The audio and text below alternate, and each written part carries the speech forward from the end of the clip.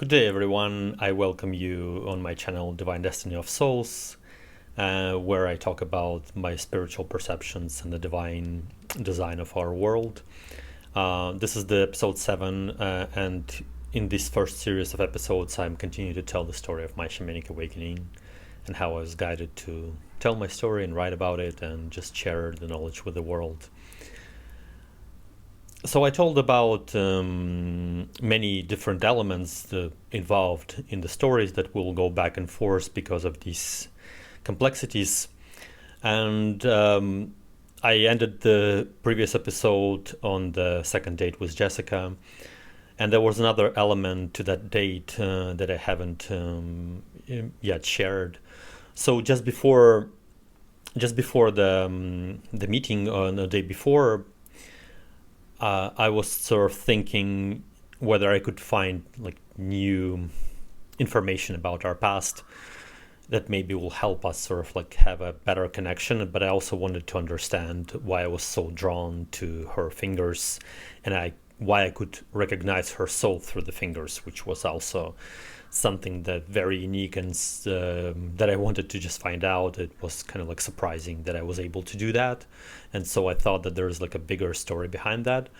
So a day before the second date, I was me and Polly. We went to my sensory deprivation technique with that intention to discover what else we need to know about us, but also the most importantly. That was the intention to find out about her fingers, why I would be so drawn to them and could see them. So in the trance state, we ended up in the vision of our previous life of Camilla and Eloise, and it was the sort of the first, I would say, the first time where I had a regression without the therapist, and where I did it on my basically guided myself into hypnosis, and then just descended into that vision. And it wasn't that easy, that it wasn't that hard to do. It was kind of like just natural to me, just get where I needed to be, specifically for that purpose, whatever the intention was set to. So we saw the story of how Camilla, when they sort of recognized their feelings to each other, they started to date, but because they had professional relationship, it wasn't always like sort of easy to find time for each other, and also like not to be sort of noticed by their higher commands or the rest of the team. And so once they sort of wanted to know more about each other, they didn't really like date it at that point, but they started to spend more time together, let's say it like that. And there was nothing intimate between them, because both Camilla and Eloise, they were like both convinced that they will find happiness with men, and it never kind of materialized for them, and they were kind of like always frustrated that they couldn't find sort of the romance that they were craving for, and kind of, even though I mentioned that Camilla was deeply in love with Philip, and that was her sort of like first love, I would say, and first sort of romantic story, and she continued to be sort of friends with him and have feelings for him, but it wasn't the relationship that she wanted, and it was something missing for her always. And Eloise, by that time, she worked as a sex worker. She was born as the sacred prostitute, and so she kind of like quite soon, as soon as she moved to Paris, she discovered her talents and started to do this work. And then basically she was recruited by Wehrmacht at a certain point in her life. And so most of her relationship with men were like also not fulfilling, and she never had anybody, like a partner, that she could sort of share her story with. So they were both kind of like frustrated, but at the same time, neither of them even thought about that they might be gay, or like that that they may be attracted to a woman. For them, it was kind of, I wouldn't say that they had any like kind of like preconceived notions, but that they just were never exposed to that world and never like saw role models or like other women who sort of like lived such a fate. So they didn't even like think about it that much. And at the same time, for Camilla, for example, it was also that that level of vulnerability of like how much sort of she can allow herself to be or open up working as an officer for the Wehrmacht. And all these thoughts came to her only later on, but it was kind of like a concern. But anyway, the vision that I saw that night was more about their first encounter of intimate nature. And in that story, Camilla just invited Eloise for a drive and sort of asked Eloise to show her the town she grew up in.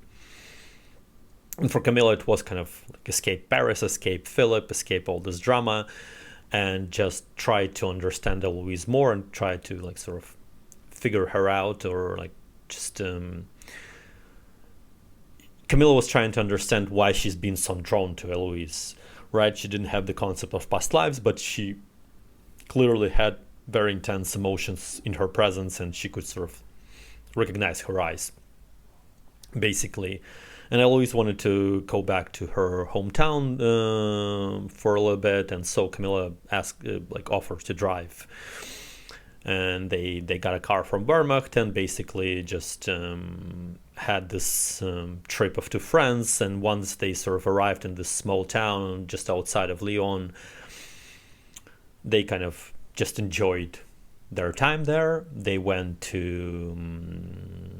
and then once they sort of settled in the hotel, that evening when they came, they went to a restaurant and like sort of had this great dinner, and then started to open up about different things. And mostly they were talking about their spiritual perceptions and how they sort of like intuitively feel the life. And so Camilla shared with Eloise a story of how she saw like this dark being of like a ghost, like she described it as a ghost or a spirit, but it was sort of Damien was sort of walking behind her on some occasions, and she could see him and feel him, but she couldn't sort of like, she didn't have words for that, and she couldn't never share that with anybody else. So she kind of like questioned what that was. But when she shared that with Eloise didn't like question whatever she was saying. She was actually kind of like supporting Camilla to open up more. And Camilla never believed that she could be speaking her truth in such an open sort of space. And that was this like another level of intimacy. But what was interesting is that once Camilla shared that story, Eloise immediately remembered the story from her teenage years when she saw this dark figure reflecting in her mirror when she was around like 16, 17, basically like finishing school like a teenager. And then this was the instance of like she kept seeing this sort of ghost-like figure, like a mist behind her shoulder when she was looking at the mirror. And when two women kind of like shared this story to each other, they both felt that they're not crazy for the first time, like even thinking about that, and that they both recognized that it's kind of like at least the nature of their experience was of the same spiritual kind of essence. In reality, they were actually seeing the same being, right? Like because Damien chased both of them and kind of like tried to make his presence and try to be recognized and to be seen. But and they did see him, but they still didn't have the like say tools to recognize that this is the entity that cursed them and that had been hunting them for a few centuries by that time. And so, but this was very intimate and profound moment for both of them. They kind of opened up in the ways that they never opened up to any other person.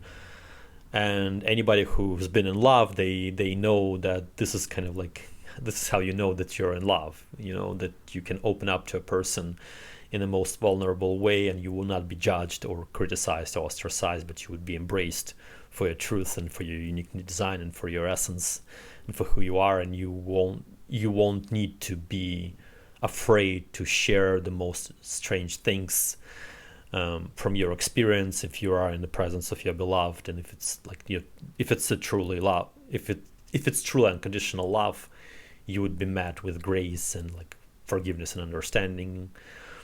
And that's what happened to these two women. They kind of like, and they never experienced that before. They never experienced, like for Camilla, for example, she often tried to share her spiritual perceptions and spiritual kind of different situation that happened to her to Philip, but Philip was kind of like quite dismissive of them. Often he didn't kind of judge or allowed her to be herself in other situations, but for them that was sort of the red line, and he couldn't sort of accept that. But here Camilla was sitting in front of Eloise and could share everything that she wanted, and it was sort of like such a uplifting and inspiring feeling for her that she experienced for the first time in her life. So two women had some wine at the dinner, and then they also got a bottle to their room. And so once they entered their room, they started to like kind of have another glass of wine, but quite soon Camilla just jumped on Eloise and kissed her intensely. And it was exactly the same as Jessica did in the apartment in the inn hall on the first date. It was kind of like the same sort of impulse and the same emotion and the same kind of like opening to whatever follows. But that was I received my explanation why she sort of acted this way in that moment, because she sort of like was mirroring Camilla's actions or my actions, and it was like a kind of like a rhyming story of our romance. And once Camilla did that, Eloise responded with the same kiss, and she didn't like push back or anything like that. She just embraced her, and one thing after another, they basically spent that night together in the intimate dance, and they were both completely shocked and surprised but excited of how natural it felt and how they just knew what to do with each other and how to lead each other to pleasure. They almost like had this competition who could sort of please another in the most with the most pleasure, yeah, they were completely in disbelief that this is what they were looking for and this is what they were missing in their lives. But once they sort of opened up to this story, it just felt so right, and that they should continue sort of their romance, and that they at that night they understood something about themselves that they didn't sort of recognize ever before, and they didn't even know that this is who they are. But once they sort of embrace each other as lovers, they kind of like, oh, okay, we just really didn't know our essences, and now we sort of opening up in this incredible, beautiful, and vulnerable way. And it took some time for them to adjust for the story. They're still kind of like living in the certain times and with certain preconceived notions about romance and intimacy and relationships. And even though they kind of like they were exposed to the art scene of Paris, like don't get me wrong, they seen same-sex couples when they were went to different poetic events and like different art galleries, but it was still something for some reason. For them, it was kind of like they never thought about them, like they never sort of projected that upon themselves, or never like applied that to themselves to sort of like see maybe that's who they are. And yeah, they kind of like were surprised by this like new reality, right? And so on the next morning after that night, they went to have breakfast. and they were just like sitting on this small patio on the one of the main streets of the small town, and they finished their breakfast, and Eloise just got her notebook from her purse and the pencil, and she started draw Camilla, like the portrait of Camilla in this setting, and Camilla was just sitting there and drinking tea, and what was the most surprising is that because Camilla was supposed to kind of like pose a little bit for that, she started to kind of observe the fingers of Eloise and how they were like flying over the pages and almost like having this unique dance of expression. And when she first saw that, she was completely mesmerized and kind of like caught by that image, because she could see the expression of Eloise's soul in this dance that her fingers did with a pencil on the paper. It wasn't even that she was looking what she was drawing, she was mostly observing the movements of the fingers, because in those movements she could see her soul. And so I exited that trance state that evening. This was the sort of like the story that I saw, and now it was sort of evident to me is that this is why I could recognize her fingers, or could see her soul through her fingers, because this is how it was before, and this is just who we are. And it was specifically that for Camilla it was very kind of like memorable moment. And then later on I saw other different visions and in progressions as well, is that she did it all the time when they would kind of like go to have some coffee, or like sit in some kind of like a bar or restaurant or on the patio outside.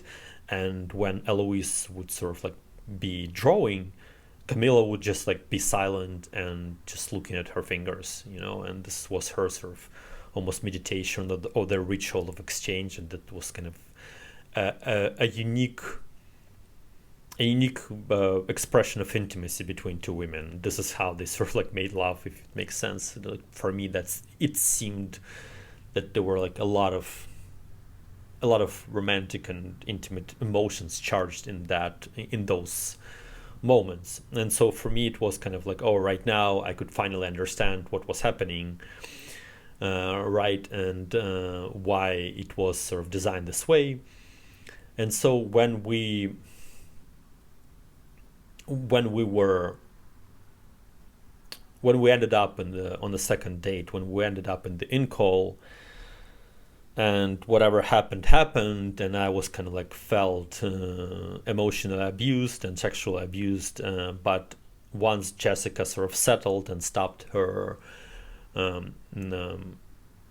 persuasions, or her, I don't know like how to word it properly, and she settled sort of next to me on the pillow, I started to tell her the story. I was like, I need to share with you the story about the fingers. And that was another reason why we sort of shouldn't have sex on that time, at that date, because we didn't have time for it. I needed to talk with her. And so I told her the story of that dream, of that vision of the past life, of how Camilla and Eloise fell in love, and that like I was observing her drawing. That's why I'm fascinated by your fingers. And sort of at that moment she repeated again that she doesn't find anything special about her hands, and she doesn't find them attractive. But then she kind of like intuitively put my palm on hers, and kind of like started to look at them differently from that perspective. And it was like, like just complete silence and complete kind of a moment of intimacy, a moment of recognition that this is our souls are connecting in this way once our hands were together.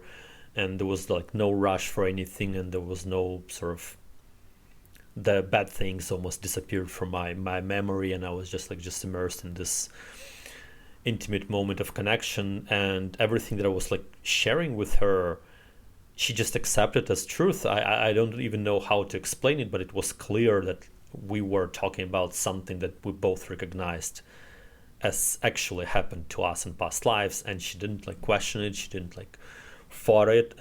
She didn't start to sort of react to it in any way. She was just accepting it, and it was in such a beautiful silence and such a beautiful harmony that like almost like the world stopped spinning, and that ringing silence just was there, and we were kind of like almost in between the states of existence. And then after that story, I shared with her how sexually attractive Eloise was, and how she could sort of manipulate and use any man, and they would always like fall for her seductions. And of course, Jessica just laughed at that, because this is who she was again. And this is what she really likes about herself. And this is what she kind of like, sort of, her energy that she expressed in the world is that, look at me, you know, like I'm this very attractive woman who like sort of likes the attention. And this is how she sort of presents herself. And she really enjoys to sort of play man. This is just her natural design, and it was the same natural design that she had as Eloise. And when I told her that like both Camilla and Eloise kind of liked their superpowers, she just enjoyed that moment. She was kind of like, yeah, I'm living the same life. I'm just you describing my essence. But then it was also important to me, to my soul, to continue on this process of healing Polly. It was very important for me to ask Jessica for forgiveness, because I basically explained to her that Eloise died and she was murdered. I didn't explain to her how she was murdered, but I explained to her that Camilla sent her an assignment and that she was murdered on the assignment, and Camilla felt sort of bad about it, and she felt guilty about it. And at that, once I finished telling the story, I asked Jessica if she could forgive me for the way that Eloise died, and that I couldn't save her in that life. And Jessica just responded, like it was kind of quite silent, and she accepted that fully, and she accepted my forgiveness. But then she kind of like replied, you know, there's nothing to forgive, because I'm sure that everything happened the way that it should happen, and Eloise died the way that she should. So don't worry about it. And I have to say that at this moment I felt that she does forgive me, you know, that there is an element that we needed to experience like that. But at the same time, I didn't feel that she tries to pretend to like play a role of like this provider who just like caters to a client and like just gives him whatever he wants. I felt that she was genuinely expressing what she felt inside of her heart, and that like she believes that in what I was saying, and that I need this forgiveness, and that's why I'm asking for it.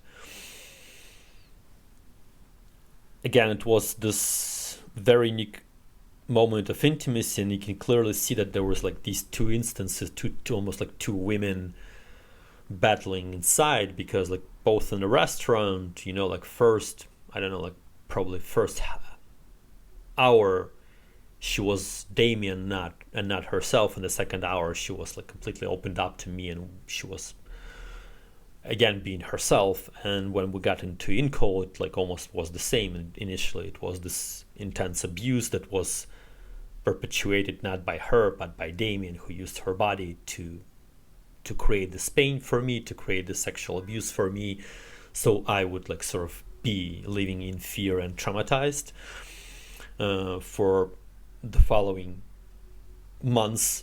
But then again, our souls connected in this very intimate way, and Damien almost like disappeared for that period when I was able to reach her soul through telling the story of Camilla and Eloise. And because the story was truthful, and because her soul remembered that story, it was possible to connect to her like in this very intimate way.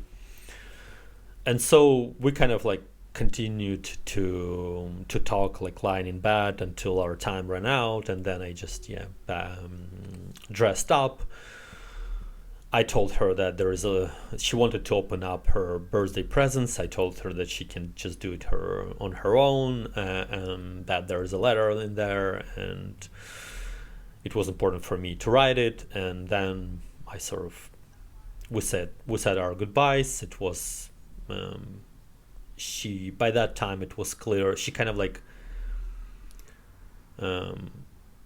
she mentioned something that like, are you gonna come again, arrive again? And I said something, you probably don't want to see me. And she replied something like, you probably like to like work too much and like you don't have time for this. So it was like kind of, she was trying to basically say that this doesn't like work and never gonna no point of continuing and it's kind of confusing for both of us. So we kind of like awkwardly said our goodbyes. I went home and I just saw that in that last moment when I was like seeing her, that like, yeah, Damien was taking control of her, and there's like nothing I could do, and this is just the part of the story that we need to experience.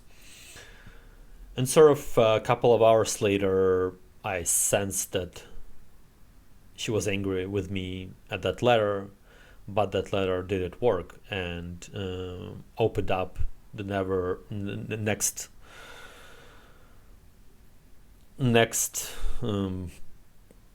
heart wall that was shielding her soul. And during that night, for the duration of the entire night, I spent that time in her presence, in her apartment, with her soul. And the angels came with this like special device that we placed upon her heart, that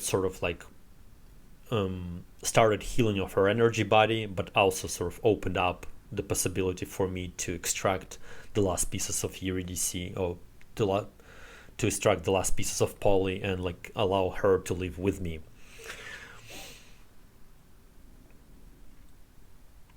And when that process started to occur, I was kind of like surprised by that, but that was like almost was in between the states of existence. I didn't sleep. I didn't it was quite a for now it's like a normal shamanic experience for me, just working with an energy body in a dream space. But at that moment I didn't fully had the ability to digest it, so I was in between the states, and the process never finished by the morning. So the following night it actually continued, and we just picked up where we left off. But by the end of that night, Polly was completely with me, and once we removed that device and returned it back to angels, a storm of spiders just start rushing from Jessica's body, and it's like a huge entity, demon basically jumped upon me, and I kind of killed him and just ate him alive and digested him, and killed as many spiders as I could. But that was that was the process of healing her aura from the holes that the abusive lovers created in her, and also any traumatic experiences that were trapped in her psyche or her subconscious mind were also starting to get released. And of course she was getting more and more empowered. And it was already the end of December, but by that time we kind of knew that we would need to go and talk to Polly's spirits, because she kept insisting that we should live together, but I couldn't understand how it may work and what it would mean for Jessica, what it would mean for her to live without her soul, and how does she need to know how this is gonna work, what are the consequences for her, how it's impede my life. I just didn't know any of those things. And so Polly suggested to kind of do this work. I should also describe how I extracted Polly, because that moment I also kind of just skipped, and it wasn't after I wrote that poem. There was this also kind of event that happened where I was sort of guided in this to find this portal on the lands of Vancouver. It was guided, was sort of given to me by my shamanic guides, by my spiritual guides of these lands, that they specifically showed me this portal. And once I sort of stepped into this portal, I found myself in this like a bardo state in between the states of existence. And Polly was next to this well where like there are demons, and she was basically well descending her into underworld, into purgatory.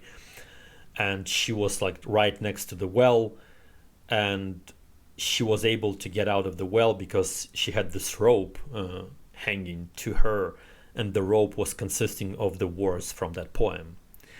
And when I entered that space, I couldn't like even see what it is. It was just this kind of like a dull state of existence, the upside down, the world between the worlds, kind of very strange ethereal plane. And there was no life. There was no like creatures. There was just like all these almost like shadows and mists and stuff like that. And then when I was walking through that forest, I'm seeing this kind of like sort of rope constructed from these words, and it goes through this like a huge wall that's like spreads all across to both sides and up in the skies. And that's basically sort of like the heart walls of Jessica that like sort of shields her soul, and that world is created for her soul, like the world of dullness, the world of darkness, the world where her soul can thrive. And sort of I couldn't understand how I can go through this wall, and but I was like seeing that my words were able to go through them, right? Like, and so my intention was like, okay, if I go through this wall with intention, with my love for well-being of Jessica, I will be able to get myself on the other side. And when I sort of like did that, and I could just easily walk through that wall, and on the other side I found Polly, and I brought her back, and she was like completely depleted, she was completely exhausted, she didn't know what to do, she couldn't understand how I sort of could take her to live with myself, and it was very confusing. And she was also not allowed to spend nights in my place, and she was assigned to live in the House of Lost Souls that's situated in Cole Harbor until we will make final arrangements of our sort of predicament, because still at that time I was living with Veronica, and I still didn't know what to do and how it may work, even though she was spending more and more time with Brian. And so by Polly's request, we sort of like booked this trip to go see her spirits in Gibsons on Sunshine Coast. And the Gibsons is the gateway community to the town called Sechelt, the lands of Sechelt that governs both Gibsons and Sechelt itself. And of course, like the entire Sunshine Coast is also sort of guided and protected and empowered by the spirits of Sechelt. And so for us to establish the first communication and just to understand what's going on, Polly requested permission and made the arrangements that we would be met by somebody from sort of her protectors on the lands of Gibsons. And so me, Veronica, and Polly went to Gibsons on the December 30th of 2020. So by now, Veronica was able to start to accept the reality that I was sort of interacting with another soul. She was confused by that experience. We joked a lot about me being either bipolar or multiple personality disorder, or like there's some kind of like a part of me that just got fractured, and this is how it expresses itself. But quite soon, when Veronica had her first doubts, Polly insisted of creating the separate chat in iMessages where she would be speaking as herself and not as me. And she was like sort of having this chat directly with Veronica. And once they sort of started exchanging these messages, Veronica clearly understood it as a separate being. And then there was an instance when she could see Polly in my eyes at one moment, at certain moment, when she kind of like sort of took to full control at one instance, and Veronica started to recognize that, and kind of started to feel the presence of Polly as well, even though she was kind of like confused and perplexed equally, but also kind of like worried about me, that how all of that may sort of be problematic, or sort of either I was having some sort of issues and I need some kind of like a healing or assistance with that. And so we got to Gibson's together, and we clearly both felt the presence of Brian's soul as well during that time where we were there. And we had this like an incredible channeling session and connection to the land, and it was sort of explained to us. Me and Polly had like our own separate session with the spirit, who basically he introduced himself as sort of one of the spiritual guides of these lands, and that he was he's coming from the Polly's protectors, and he's kind of like this intermediary who would arrange further connections but also help us with our story at this moment in time. And he presented himself as like a sort of like a therapist, and we had this like sort of like a therapy session where we both basically sat with Polly and like just tried to had like almost like a couples therapy, and then I had a separate session with him on my own. And all of these sort of events described in the book that we wrote about our story, but I'm kind of like here trying to explain also like in brief glimpses and pieces how it all went down. And during that session, it was sort of related to me that we will have a proper connection to spiritual mother of Polly on the January 28th, and we were giving the rules for this channel and how this sort of interaction will happen. But this was sort of preliminary session where I basically claimed that I want our story with Polly, that I love her so much, that I want to discover what it is, and that we're trying to navigate our reality as much as possible, even though I know that I probably won't see Jessica again. But at that time, it was still kind of like we still had open communication, so I was still kind of believing that maybe it will be different, and maybe my guidance was sort of wrong about us meeting for the last time. And Polly was also kind of like thinking, oh, maybe it's just a small predicament that I'm here and I'll quickly return and we'll sort of be together or something like that. We didn't fully understand how our entire story may play out, actually.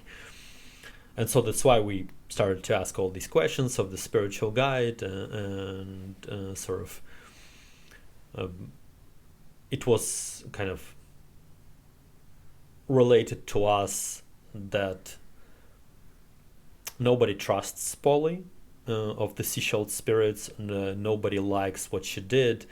And the guide also told me that her mother is upset with her because she basically ran away from her guidance, and when she sort of like needed to do her homework, she didn't do it, and then at a certain moment she just disappeared without telling anybody where she went.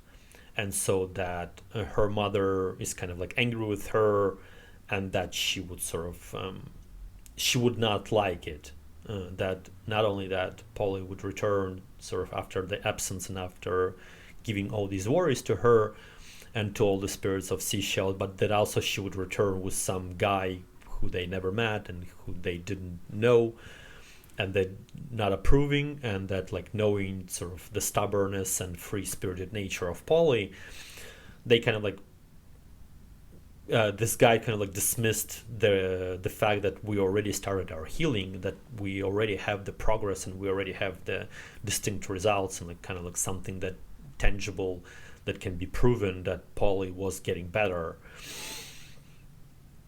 So he was kind of like having these reservations, and so I had to write like this letter that I passed to him, so he could pass it to the Queen of Sechelt, so she would accept us for the meeting. But it was sort of agreed upon that from now on Polly is allowed to live with me, so to spend time in my place rather than just like being in this house of lost souls, and that the kind of our story with Veronica ran its course, and that she needs to move out, and she kind of like she was already thinking about that, but it was sort of like the last situation or last sort of like event that kind of like made this decision final. And so by January 11th, she moved out, and she spent a couple of months living in her own place, thinking that she would be better alone. And I kind of like insisted that she should first live alone and try to just like be with Brian in distance until they would figure out what's happening between them. But unfortunately, like their passion and their sort of feelings overpowered them, and they decided to live together a couple of months later, and they moved in one place in March of 2021. Veronica moved on 11th, as was agreed upon, and by that time, the guide of Sechelt also told me that I should sort of meet these two teachers. Like one of them was Camilla who is like a hypnotherapist. She's like well-known hypnotherapist in Vancouver, and she specifically specializes in past lives. And when I kind of like discovered her, I had this like intuition of like, oh, her name is Camilla. Maybe she would help me to heal Camilla. That's why I kind of like felt that there is a rhyming place in that, but I certainly have to say that Camilla didn't like talking with Camilla.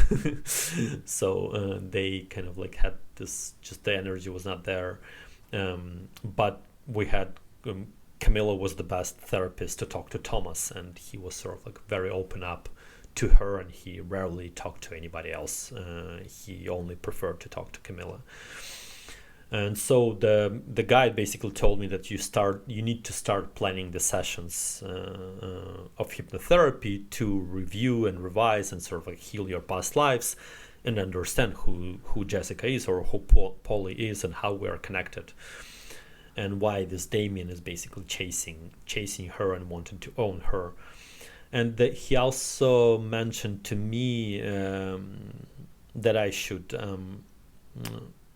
go to moon meditations with Selena Jones. And Selena Jones is also like very amazing healer who resides like not far from Vancouver in BC, like in a smaller town, and she does past life regressions, but she also does energy healing and like communication with angels. And she was also doing these like online moon guided meditations, which were like basically hypnosis meditations, just short ones, and like quite similar to what you may discover on YouTube.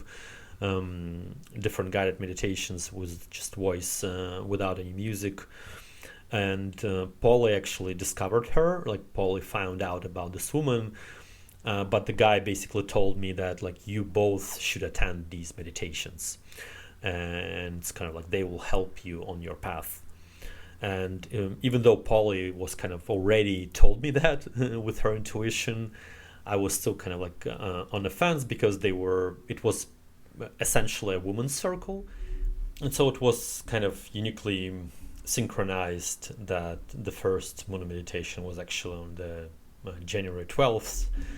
And since it was kind of a first official date of Polly living with me, she was really excited to kind of have the beginning in this way of kind of like having this meditation where we would enter this sacred space of our shared healing, and we were like kind of looking forward. But she was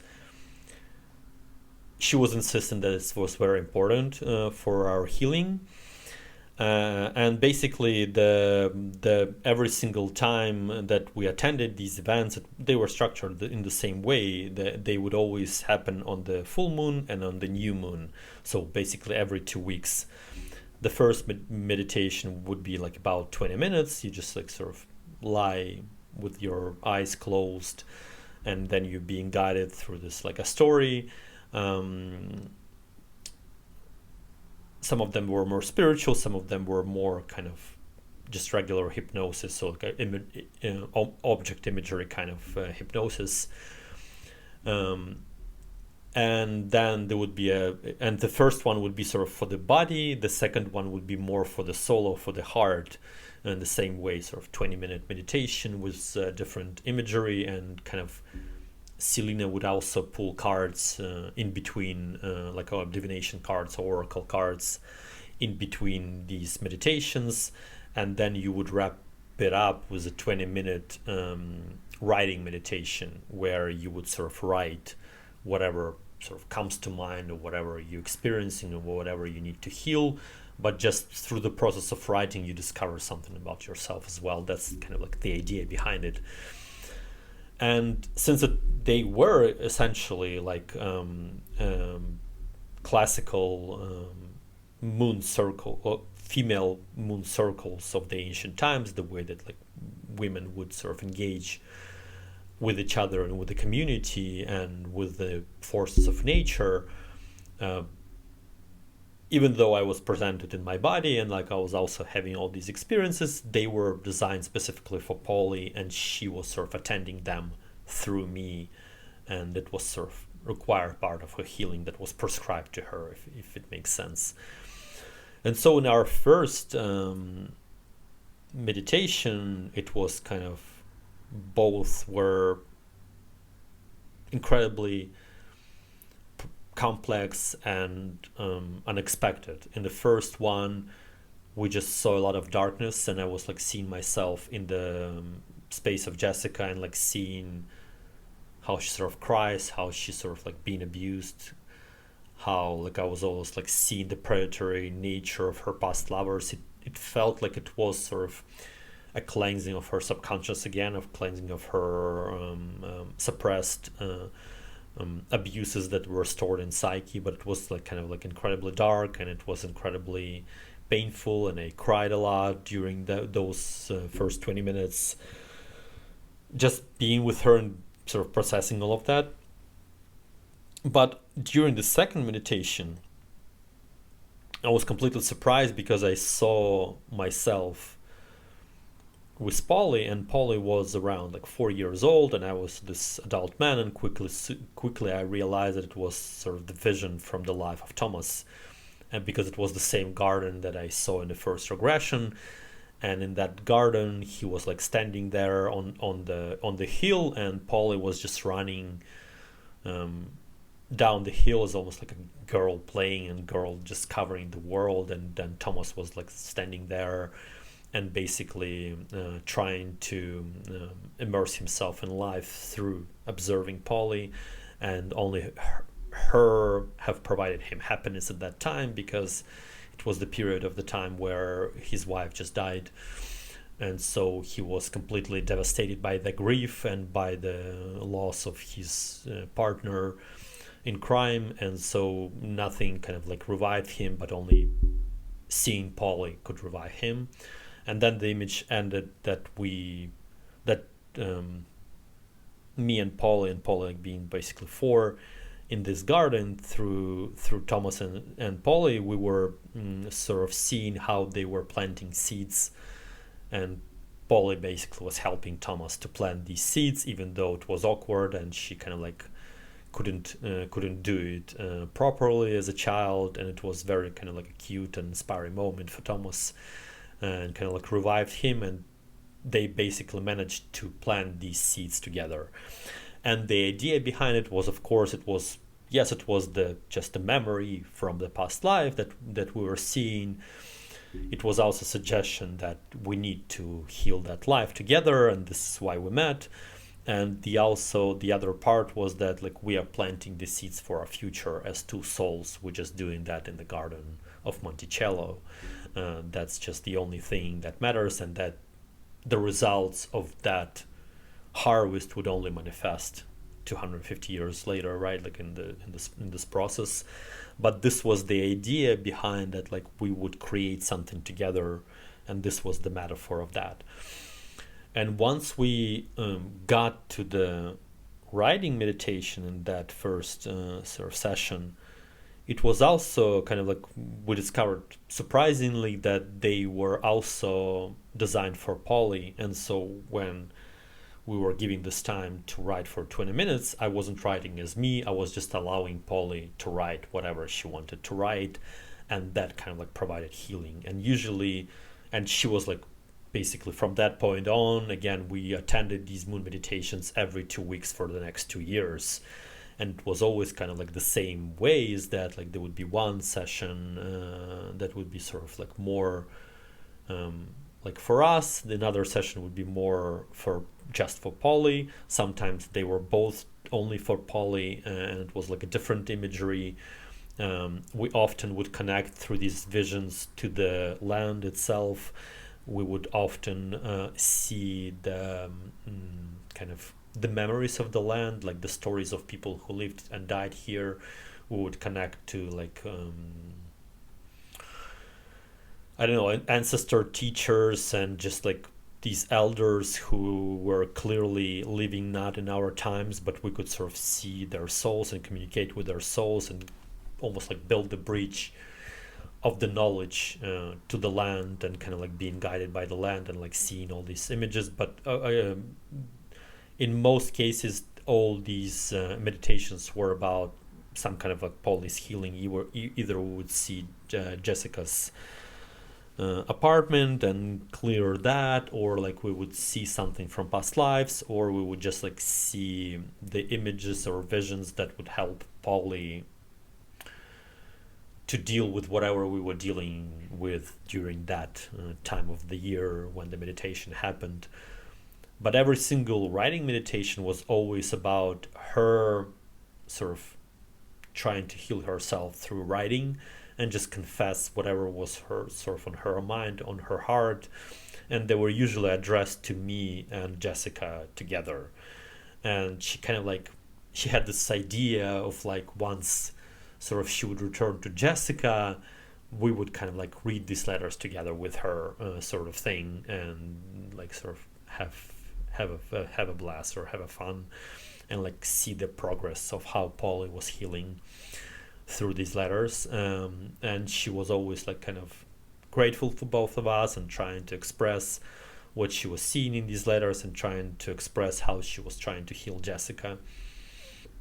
And also through these meditations, she kind of like shared a little bit the images of Jessica's upbringing. I saw a little bit her childhood. I saw a little bit of her teenage years. I asked Polly how she believed she got lost, and she basically told me that it was the series of abuses in high school, sexual abuses specifically, and kind of like bullying in general.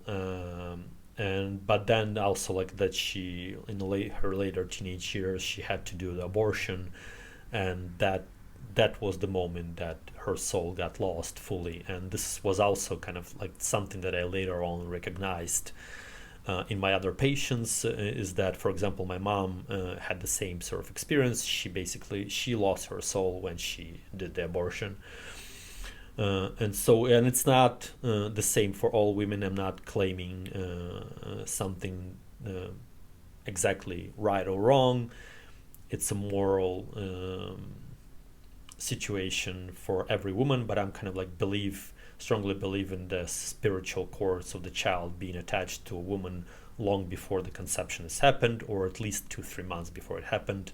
But usually most children arrive based on the soul contracts that were created before a mother was even born. So kind of if a child has to come to you, they will come to you. There is no kind of like debate about it. There is no way to sort of avoid it. And but the surgical abortion that's widespread right now in this culture is only dealing with physical manifestations of life, and they don't count for the spiritual connection of the soul of a child to a mother's womb and to the father's essence. And so that creates problems, because if the abortion was performed only on a physical level, but there was no spiritual practice done to sort of cut these cords and liberate the soul of a child, then this woman may never sort of get pregnant ever again, because she has another child being connected, or she will have some sort of anxieties or any kind of other intimacy issues. But that's the thing, that for some women, that's what how it is that like once they sort of do the abortion, they lose the soul because they choose the wrong path, because they sort of, their destiny was guiding them to have this child and to love this child and express themselves through the loving of this child, and they kind of like refuse this empowering path, and this is where sort of their soul separates from them, because like sort of the outside morality contradicts the soul's decisions. And so obviously when I discovered this practice, I discovered this understanding, and I read about the experiences of women who went through the same when they had abortion at early age, and then they had to do like shamanic ceremonies later on in their life to detach the cords of a child. I did the ceremony for Jessica, and then later on I did the same ceremony for my mom, to kind of like to advance their healing and to sort of liberate them from these spiritual obligations, spiritual cords, and kind of empower them on their path. So we continued with our story and just like trying to navigate our reality with Polly, and we were actually super excited to, I would say that January, Polly always says that January 2021 is sort of our honeymoon month, because I don't know how to even describe this, because you kind of like, I never knew that something like that is possible in life, I never knew that something so incredible can occur, and it's not the easy experience, and it's not for the faint at heart to live with another soul, because you're obliged to divide your entire day in half, and like half of the time is belonged to her and half of the time belongs to you, and some of the time you do spend together, like say for example dreaming or like practices, but though it was sort of related to us that this is how it works. And of course there was incredible challenge, because Polly also had to learn how to do my day job, and she just didn't like the abuses, the harassment, the bullying, all of that. For her it was not kind of like, and there was no independence how it was for Jessica in her work. It was much more restricted, much more like slave-like and abusive kind of work. And so Polly often kind of fought a lot, like she almost like got me fired and stuff like that, but kind of she eventually embraced this part of as a part of her journey and part of her kind of like unique story, that like she had to do this as well. And in most cases it was like incredibly fun, because you always have somebody next to you, you're never alone. If you're alone, but you're never alone, you're always together with her, and like she would dance, or she would like laugh, or she would like just entertain me in like different ways, like make different, like say for example we saw in one of the guided meditations, we saw a vision of Archangel Michael coming with a sword and like sort of a cleansing the cords of the past.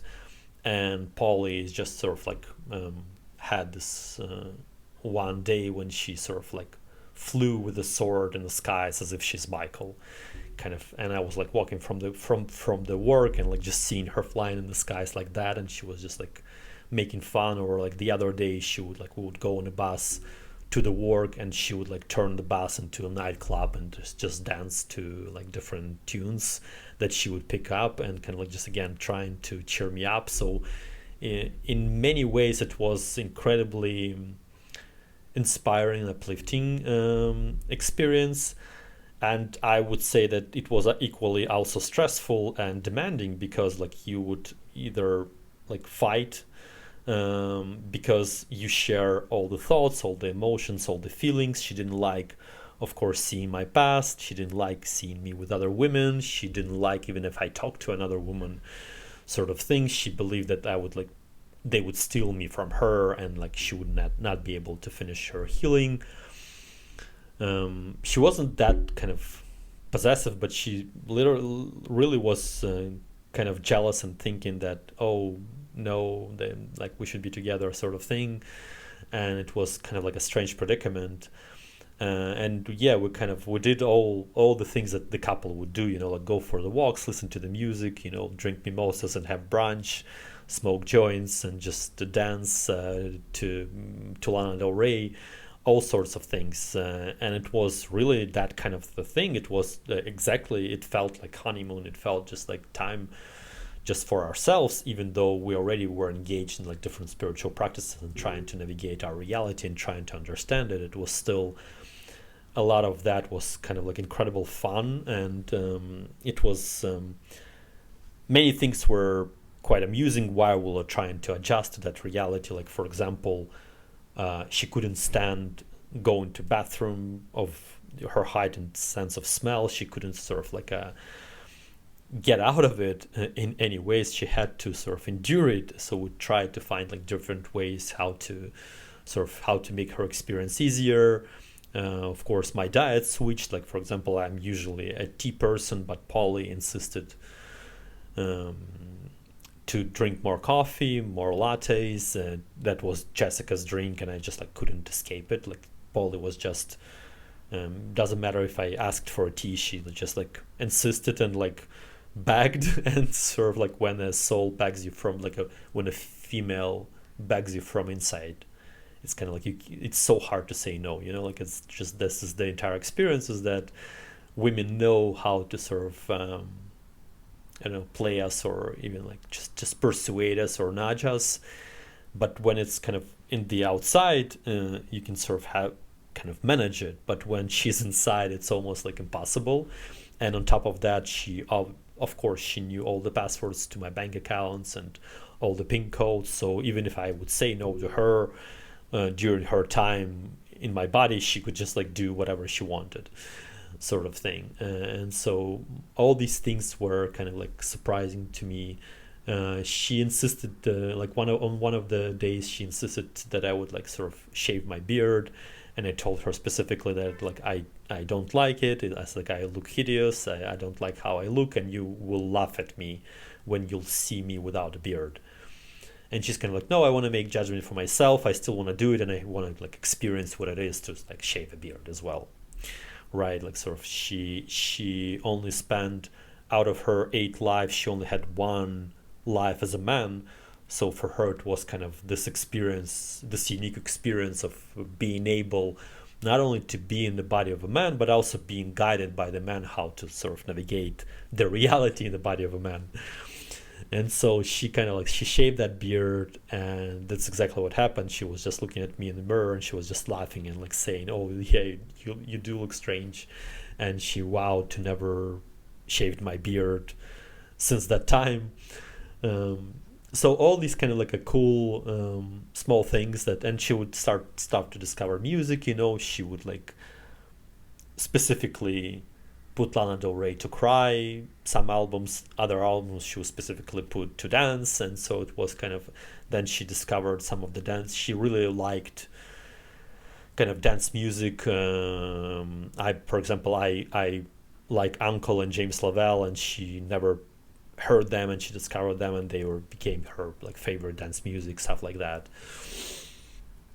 She was incredibly obsessed with grapefruits and raspberries, mostly raspberries, but grapefruits were equally sort of her thing. And I basically started to consume much more of these fruits than I was before, and it was kind of like, oh, this is what I want today, so we will go to the store and buy whatever she wants. And yeah, we had many different sort of incredible moments together like that, and just trying to meet the spirits, trying to sort of understand our story. Started to read Lana Del Rey's book out loud. And like we first started to read it kind of just in silence, and I was just reading and trying to explore. But once I started doing that, she's like, no, you have to read this book out loud as if you're performing on a stage. And so we would have like these evenings where she would like sort of sit on the bed or in this chair, which she bought. It was something that like she insisted that she wanted to buy, and it was always kind of like her chair of comfort. that she would spend her time, and I was always kind of like dedicated to her, allocated to her. um, and so she would sit and I would kind of like have a book, and but still read these poems as if I'm performing them on stage, as if it's like a theater play. And she was just incredibly excited about that. So this is how we sort of spend our month of January. And then, but then I was also kept asking her about like what's this meeting is going to be all about, what this meeting with the Queen would be all about. And she basically related to me that so the kind of like the motherly spirit of the lands and waters of Sechelt is embodied in this like a vision of a queen, and her these energies, that's how I see them, right? Like on the physical level, they can sort of like be just quantum energies of the land and the forest and the waters, but I see them embodied in this like a woman who has a royal status, who looks like a queen, and she has her entourage. And at that time, I didn't know any about that. For me, that was kind of like I was just going to see a spiritual mother of Polly, and I just didn't know what that would meant.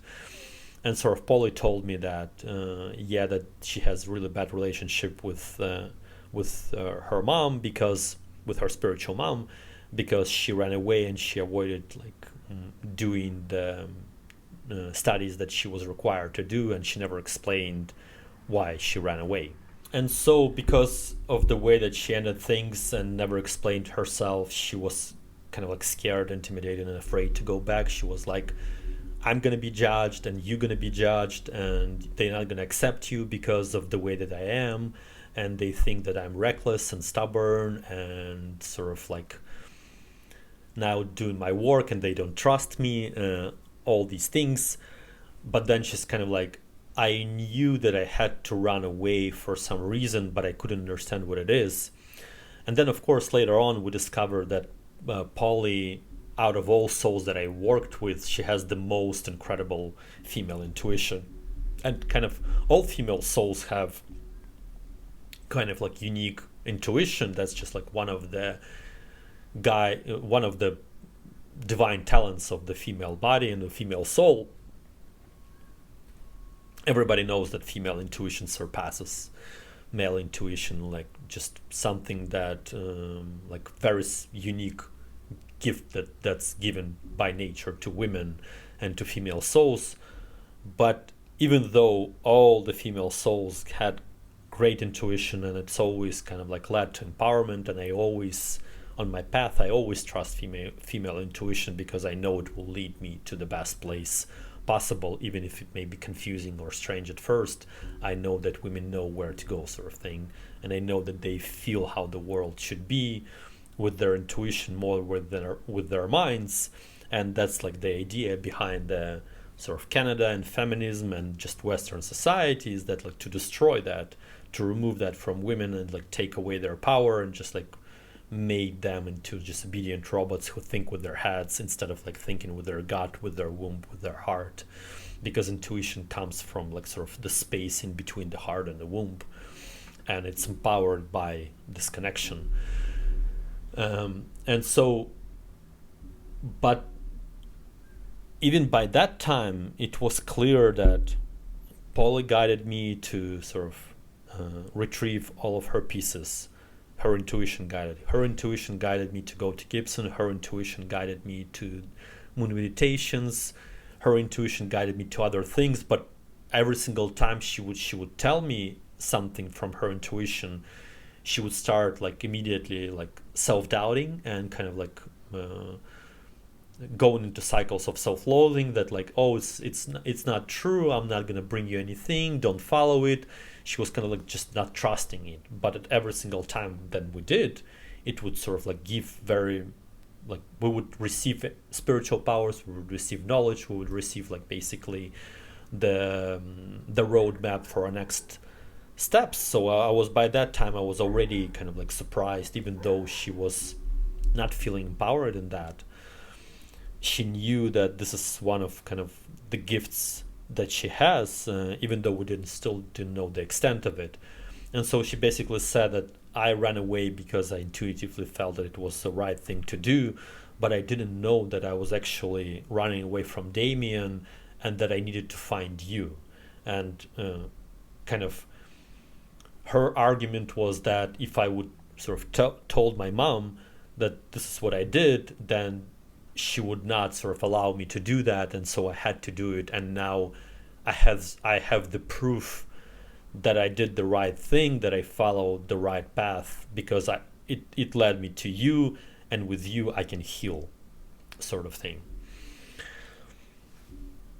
And so this is sort of where we were standing before going to see her mom, her spiritual mom.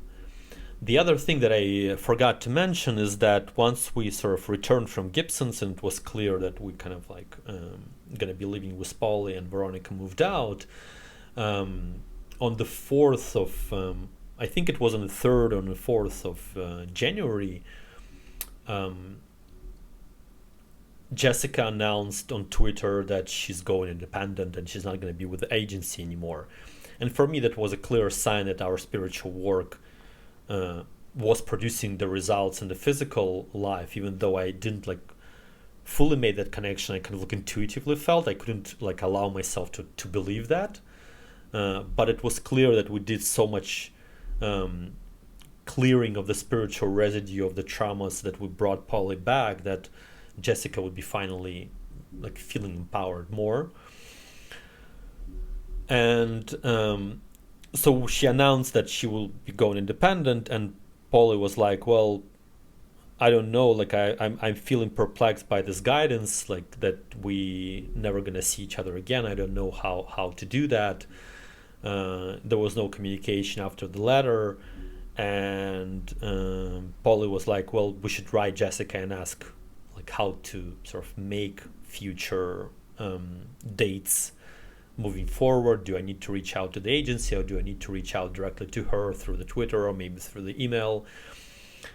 And I kind of like, I told Polly that what's the point? We already know that this is the last sort of the last time that I saw her that was related to me clearly.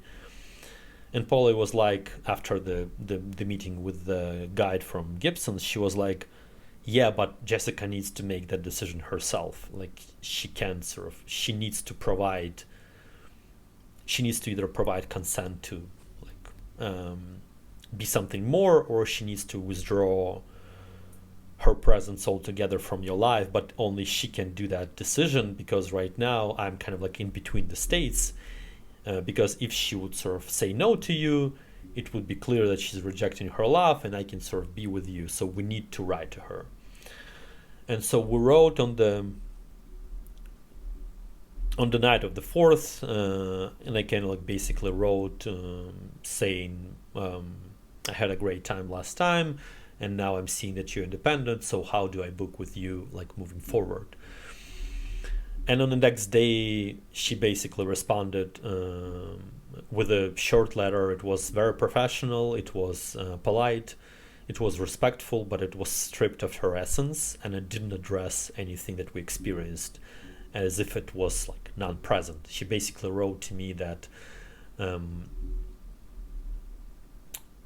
the level of comfort that she wants to keep, the boundaries that she wants to keep with clients far surpasses the level that she's comfortable with, and that's why she can't see me anymore, and that she thanks me for my generosity and wishes me the best, but that it's like this is the end of our story. And so I kind of like expected the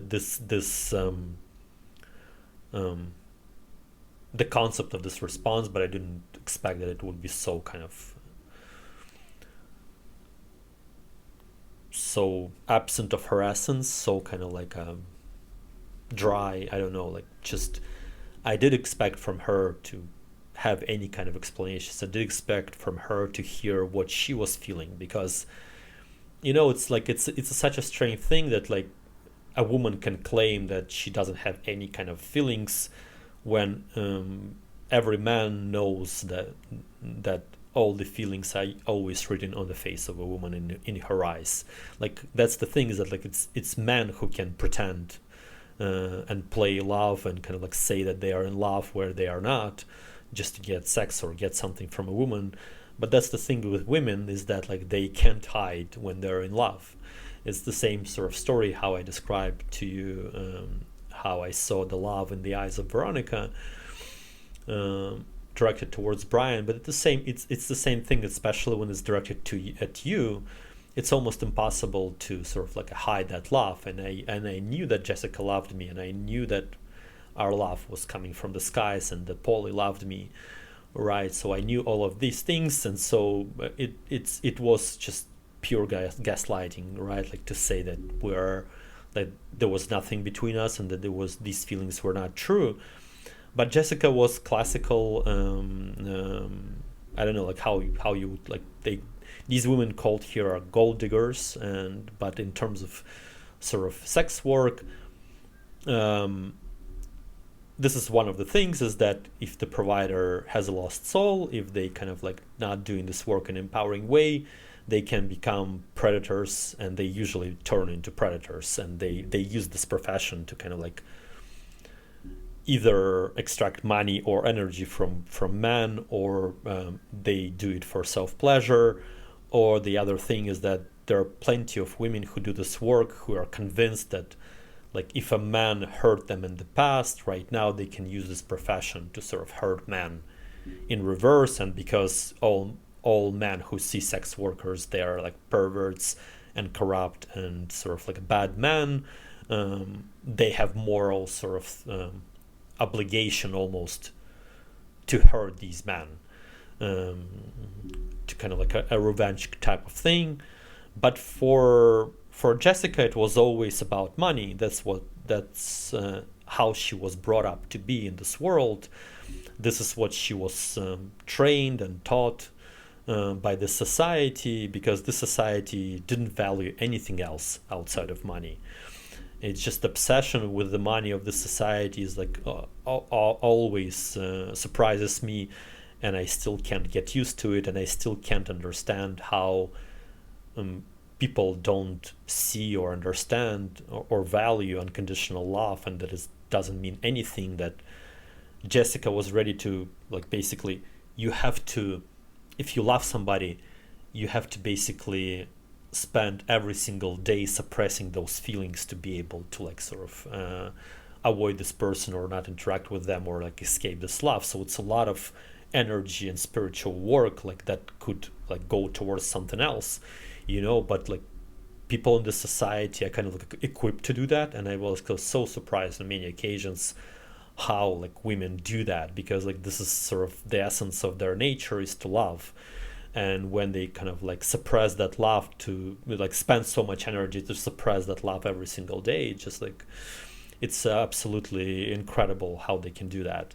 But yes, sort of Jessica could easily do that. I don't know, like if there's special training in Canada in schools or maybe somewhere else where people are being taught how to suppress unconditional love in them, because like you can't just dismiss, it's such a unique gift. And you kind of, there are not many instances when people receive unconditional love in life. It's just, for some it's more than others. Like say for me, because this is my last life on earth, of my soul's last life on earth, I'm kind of like meeting all the souls that I met before. That's why I kind of like falling in love with more than one person. But for the most people, they do have very limited chances with unconditional love. Again, other types of loves, it's easier to kind of receive and experience. There are elements of infatuations, there are elements of sexual chemistry, there's elements of just pure attraction, so all or even respect, and all these things could be sort of could grow into love, and they can be sort of be the pathways to experience love and kind of allow it to happen to you. But unconditional love is something very, very unique, and it's something very, very kind of it's a rare thing. But for Jessica, it was kind of like this thing is that she was ready to walk all over anybody to get what she wanted, and she of course was ready to betray her soul to be able to get what she wanted, and she mostly wanted a luxurious lifestyle. She believed that she would not be herself if she wouldn't have like a pair of Louboutins and Birkin bag. She believed that like she would not be herself if she wouldn't be spending time in 5-star hotels and expensive restaurants. All she wanted is to become the luxury companion. And I also have to explain something about this culture, about this society, is that yes, the money is the main sort of goal of all people. This is the main value that people have in the society. They will do anything for money. They will like literally anything. They will walk over anybody. They would destroy anybody. They would disrespect and abuse and exploit just to get the money. It's kind of like, if they can't get money, then they would talk to a person. If they can't get money from a person, they would just dismiss them and discard them, and they would not sort of be part of their lives. That's the only reason why people even talk to each other here, that they can get something in return. Other than that, there is no reason why, like, most people don't, like, it's impossible to have friends. It's impossible to have proper working relationships. It's of course impossible to have romantic relationships, because people just with you if they can get something from you, and if they can't, they kind of like just dismiss you altogether and ostracize you in the best in all the ways that they can. But beyond that, there is like another element in this society, that like there is also element of status. So there is this is very like society divided by classes. There is like literally almost no elevators of social mobility. There is no ways to like to be able to go from another social class to a higher one. You would be completely like removed and expelled. People get jobs only based on who they know, not by the merit. So it's another element of like closed system, where sort of people who control this country, they don't allow anybody else to be able to get to that level of to that social class.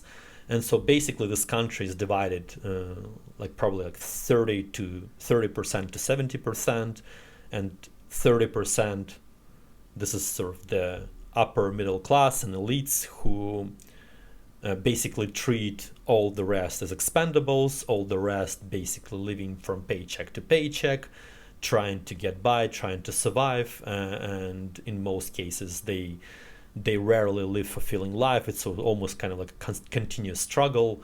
But if you're in this 30%, you're basically like you can do anything and you feel like a royal, basically, right? Like, and that you can, the most important thing for these 30% is that they can exploit and abuse anybody who's under them. And sort of this is the idea, is that you can't really move between the classes here, but if you have any chance, like, people would fight for that chance, and they will do anything that they can to get to that class, right? And so this was sort of like the pathway of Jessica. She just wanted to get there, because she knew that, like, if you are there, you're not being judged, you're not being criticized, you're treated with more respect. You kind of like it's a completely different kind of everyday existence, let's say it like that, if you are in that kind of like a strata, if you're in that sort of like class. And this is something that you can see everywhere, is that people choosing between their souls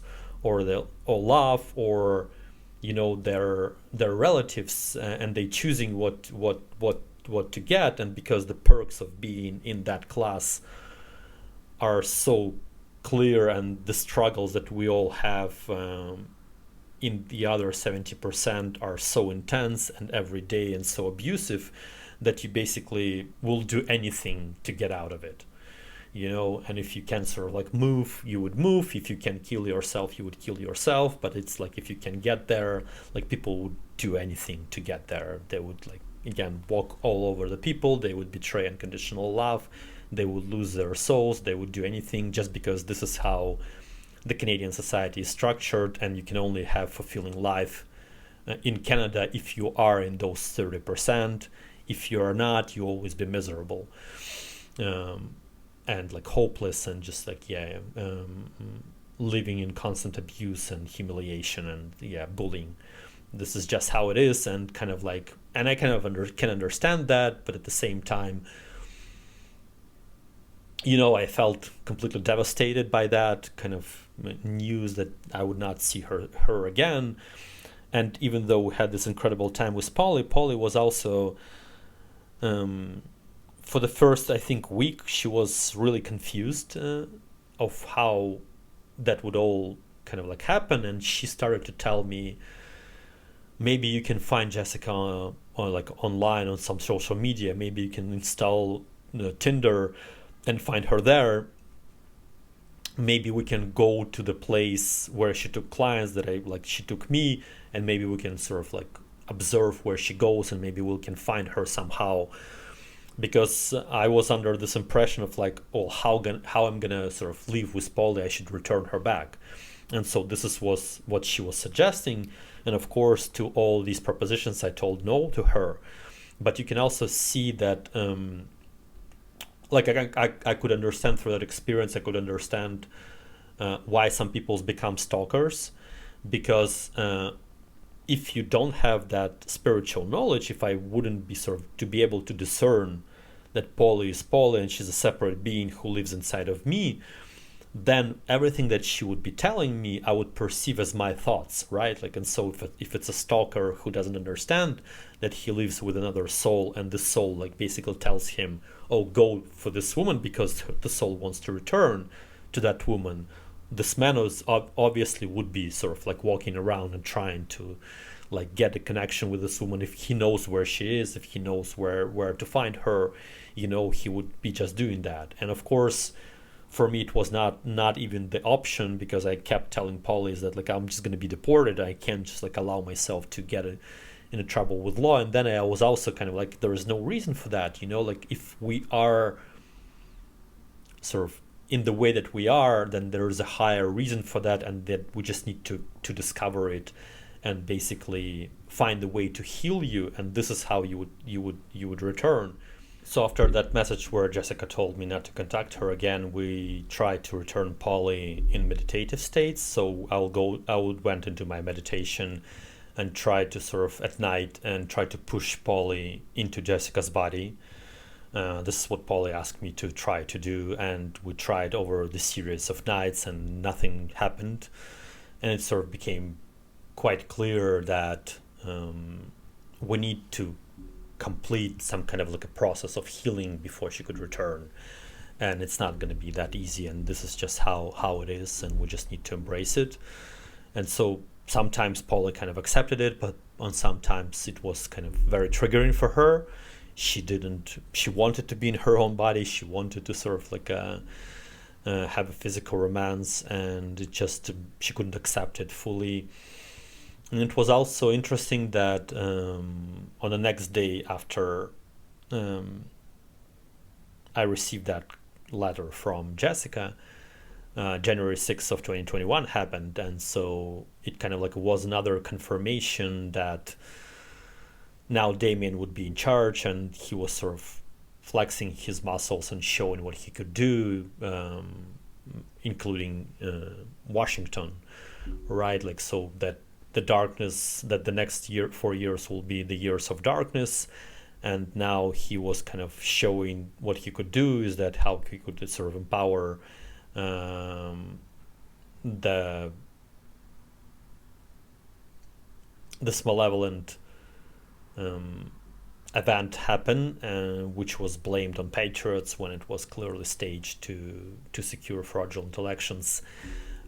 So for me, that was kind of like clear that this is not going to be sort of easy process, and it was another confirmation of the strength of Damien. And he specifically said that in our conversations, he specifically said that he will sort of drain my resources because he would be creating malevolent acts in United States, but he would also sort of try to kill Jessica and try to take her life the way that he was doing that over and over again in the past. And so with that kind of knowledge, we continued with our story. Polly got more and more in tune with this new reality, just being more accepted, more kind of honoring, just taking step by step, and having all these like incredible, interesting romantic moments. But also her intuition was kind of insisting that I know all of her answers and that I can find all of her answers, and that I would be able to heal her. And I was like quite surprised with her confidence that this would always happen the way that she describes. But it was incredibly empowering kind of dynamic between us. Very empowering relationship between masculine and feminine, is that like feminine was insisting that I can create the world of her dreams, even though I was not in a place where I could sort of like do anything for her dreams. But she was confident that I have everything in me, and she just believed in me. And that was this like expression of pure love that she kept kind of saying, that because I love you, I know that you will get us out, and I know that you will figure it out. And she just like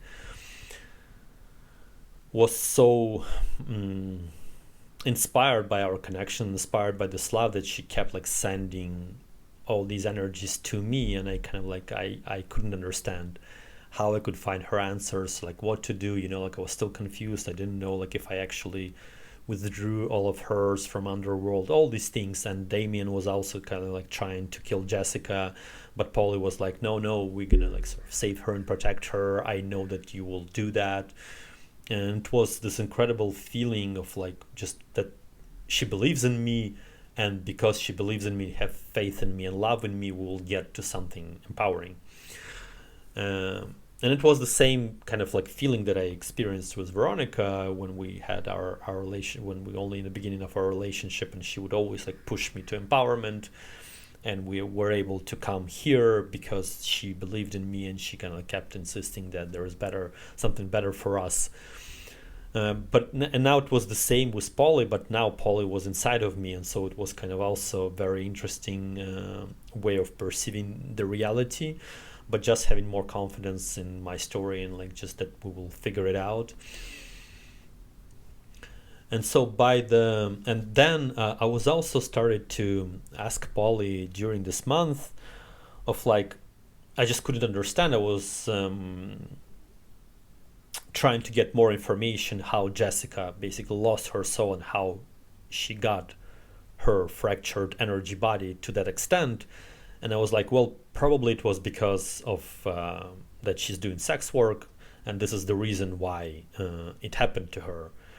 And when I sort of made that claim, Polly was like, no, it's not how it happened. And that's when she sort of like showed me the abortion scene, and showed me some other scenes from sort of Jessica's high school. And then she said very interesting thing. She said, I know on a soul level that I'm destined to be sex worker, and this is who I am, and this is my natural design, and this is how I was born to be.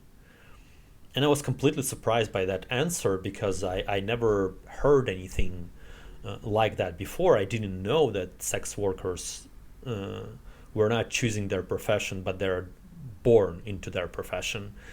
And it's like the same with all the professions, right? Like I can't just go tomorrow and become a plastic surgeon or like neurosurgeon or whatever. I don't have these abilities. I don't have them in my hands. I don't have them in my mind. I don't have them in my heart. There is nothing whatsoever. Even if I'm going to be punished and abused and tortured, I would still not be able to become a neurosurgeon. And the same, but I just kind of, my perceptions of sex work again were created by this society, by my society, by all this mad and insane people who don't believe in the existence of souls. And so when Polly told that to me, I was kind of like, okay, now we're dealing with something very interesting, because if Jessica was born to be sex worker, it means that my destiny was to help her to become the most empowered escort she could be. And basically, because we are of the same essence, we are basically the masculine and feminine of the same soul, just split in two. When we made love in our first session, we initiated each other into our highest power. That was our energy exchange. I initiated her into high-end escort, and she initiated me into a clairvoyant shaman and a healer of souls. And so that kind of like became evident to me. And then I was like, okay, it means that I don't know something about the design of this world. And then Polly started to insist that, like, she's like, I know that this is who I was born to be, but I don't know why, and I don't understand why it's my design and how does it work, and whether sort of all sex workers are born like that, or is it just me, or like what does it all mean? But I know deep inside of me that this is who I am, and that Jessica couldn't be somebody else. Like, everything would be lined up for her to assume that path, and she didn't lost her soul because she was doing sex work. She lost her soul because of how people in her society perceive sex workers, and how they abuse them, and how they sort of look down upon them. So it was clear that Jessica was on her highest path of empowerment, of the female empowerment, that she would need to do this work, and that she would need to continue to do this work, and this is where her essence lies, and this is like basically how she heals the world, or like executes her highest purpose through this work. But for me, it was interesting to understand how nature creates such a woman, and why Polly believed all of that. And then we sort of also had the life of Eloise, because initially I was kind of thinking, oh, maybe sort of Jessica is trapped to be sex worker because Eloise died tragically, and kind of like she just executes the same programs and continues her life, and she's basically trapped into programs of Eloise. But it wasn't like that as well. It's like it was always the choice of Polly to be born as a whore, to be born as the escort. And out of 8 lives, she had 3 lives as a sex worker, and it just meant for me that maybe it's like for others it's the same way, but for Polly it was kind of so intricate into her essence that she's just natural born sex worker, natural born escort, and that she has all the talents for that, designed specifically for that. And of course I got really curious about that, because Polly kept insisting that she wanted to discover the spiritual reasons why she believes in that. And I got curious as well. I was kind of like, okay, this is like really interesting. This is completely something that I don't know about this world, and that we are being told completely different story, and that we're being manipulated into believing that these women are abused, or like they choose it out of money or out of anything else. But in reality, the destined sex workers are born like that because with these specific sexual talents of healing, of clairvoyancy, of energy healing, because their souls chose this path to advance on their evolutionary journey into their highest essence. So when January 28th came, we were guided to do the session of connection with the Mother Spirit of Sechelt, of the guides of Polly. Polly was super nervous about that, but we were it was clear for us that we can't move on with our story unless we would get the permission from the guides, the spiritual guides of Polly, to do this work and just understand what the predicament is all about, whether there's some things that we don't understand or missing. Maybe there is a way to return her to Jessica, or like just accept the story as it is. We had so many questions, and I would also like, I couldn't be able to sort of continue to live with Polly because of her status on these lands, unless I would get the permission from the land. And I would also wouldn't be able to do any healing work for Polly until I would get the permission from the land, because I couldn't get consent from Jessica. So we went into our trance state and got connected to this energy, and we were basically transported to the head of the Jervis Inlet, which runs through the Sechelt lands up to the Mountain Alfred, and like just on the base of Mountain Alfred, it was described that the first settlement of Sechelt nations, of the first peoples who lived there, they lived in that location in the village called Senechen, and was the first sort of place where people on these lands appeared. And of course, like as with many native tribes, usually the representatives of the native tribes, they carry in their essence, their souls are kind of extensions of the spirits of the lands. They are embodiments, they're physical embodiments or human embodiments of the spirits of the waters, or the lands of their land, of where they are. And so because the main spirit that governs this entire province of British Columbia resides there, that's why the first settlement was also there. And so we ended up in that village, sort of seeing spiritual beings doing their things, and then we kind of approaching the house. Polly takes me to this house, which looks like just a big sort of mansion, but like built in the style of architecture here in that exists in the villages. And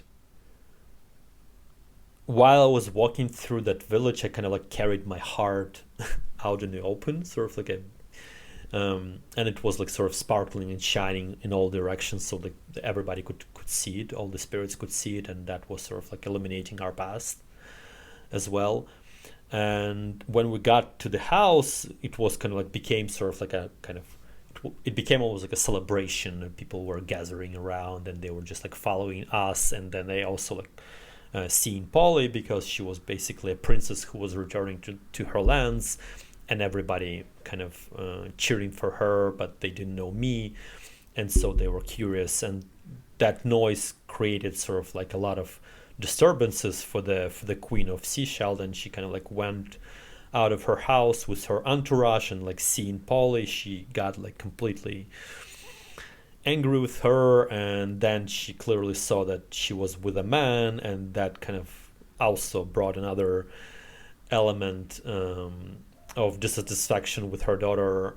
And soon enough, we also obviously realized that it was explained to me that Polly is one of the favorite daughters of the Queen Mother Spirit of Sechelt, and that it would not be easy to sort of like talk with her. And so I introduced myself, and the Queen Mother Spirit introduced herself as Ariadne.